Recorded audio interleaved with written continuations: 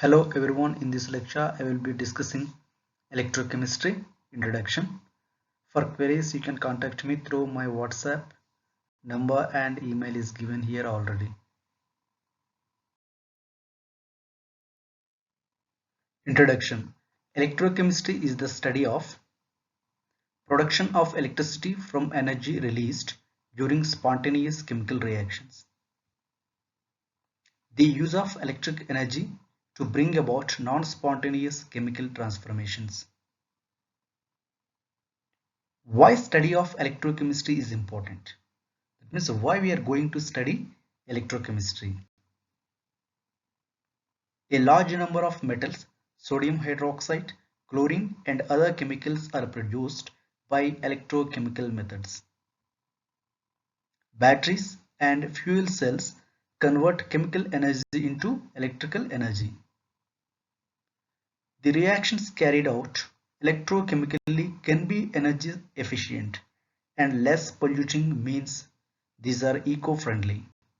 That's why we are going to study electrochemistry. For our convenience, electrochemistry is divided into three sections. Now first, section 1. Section 1 deals with electrolytes and electrolysis. Conductors. What is conductor? Substances which allow the passage of electric current through them. That is called conductors. Generally we study in physics, semiconductors, conductors, insulators. Next, insulators. Insulators, those which do not allow the flow of electric current through them. That means they never allow the flow of electric current. Electrical conductors are two types. Now we will see those two types. First one, metallic or electronic conductors. Terminology is very important here. Metallic or electronic conductors. Conductors which transfer electric current by transfer of electrons without transfer of any matter. These are called electronic conductors. Okay students, this point is important. Electric current by transfer of electrons. By transfer of electrons, copper wires like. So this is metallic or electronic conductors. Examples, metals like copper, silver, aluminum, etc. Non-metals like carbon, allotrope of, these are which allotrope? Graphite. Second type, electrolytic conductors or electrolytic conductors. First one is different, electronic conductors. Second one is electrolytic conductors. Conductors like aqueous solutions of acids, bases and salts in which the flow of electric current is accompanied by chemical decomposition. In the first case we have seen transfer of electrons. Electric current is due to the transfer of electrons, but in second case is accompanied by chemical decomposition. That means there is a transfer of matter. Non-electrolytes. You know non-electrolytes means solutions of cane sugar, glycerin, alcohol, etc. are non-electrolytes. They don't conduct electricity. Okay. In electrochemistry, we use some terms frequently so that we should know about those words or terms. First one, electrodes. What are electrodes? In order to pass the current through an electrolytic conductor, two rods or plates are always needed which are connected with the terminals of a battery. What is the meaning of terminals?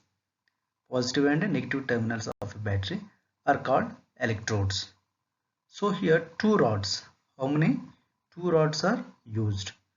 So yes, one out of two rods is anode. What we call anode. Remember, the electrode through which the current enters the electrolytic solution is called anode. Anode is a positive electrode. Second one, cathode. The electrode through which the current leaves the electrolytic solution is called cathode.